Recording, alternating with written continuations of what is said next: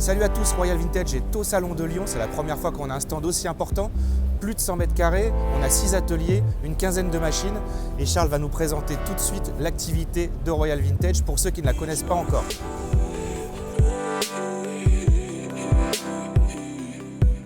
Alors Royal Vintage, c'est un réseau de préparateurs indépendants qui ont chacun une spécialité, travaillent sur certaines marques spécifiques avec un style bien à eux.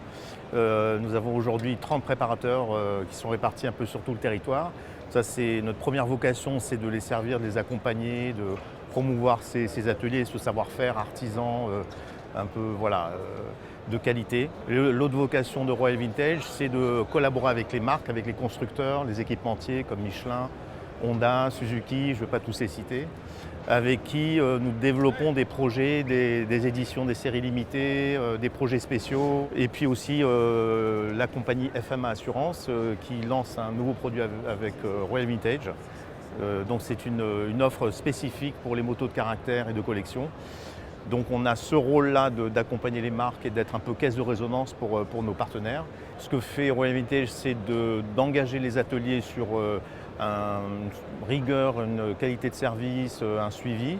Les motos qui sont préparées de façon très précise sont expertisées. Donc on a un partenariat avec Classic Expert qui expertise les motos et qui sont proposés après aux clients pour être assurés, pour être suivis. Donc le service après-vente est réalisé auprès du réseau sur tout le territoire. Donc on a un maillage assez large maintenant.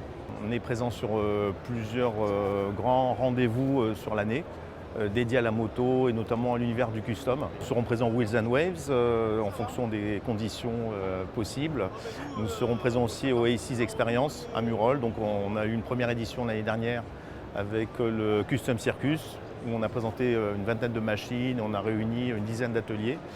Donc aujourd'hui, en termes de préparateurs, nous avons FCR Original, qui présente 4 motos, 4 préparations, 2 Triumph et 2 BMW, dont cette R18. Nous avons Hedgehog, qui est basé à Montpellier, qui a travaillé sur une base de Royal Enfield.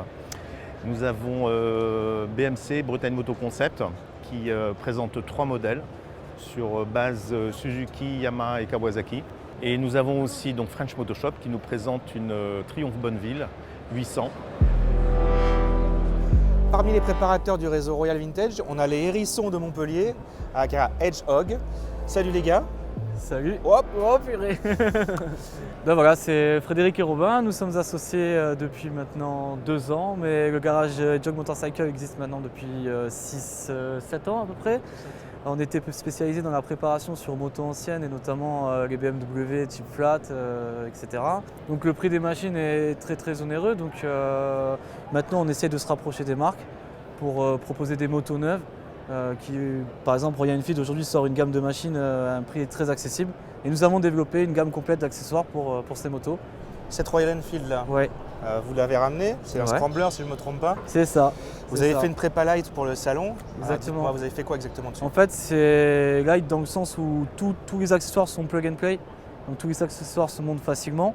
Et en fait, c'est un budget qui est très abordable. Bon, là, on est sur une moto qui est base comprise à 10 590 €. Donc c'est hyper compétitif.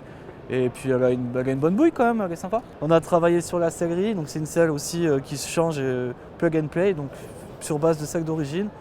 Et on a travaillé l'ensemble des pièces en fait en tôlerie et en découpe laser.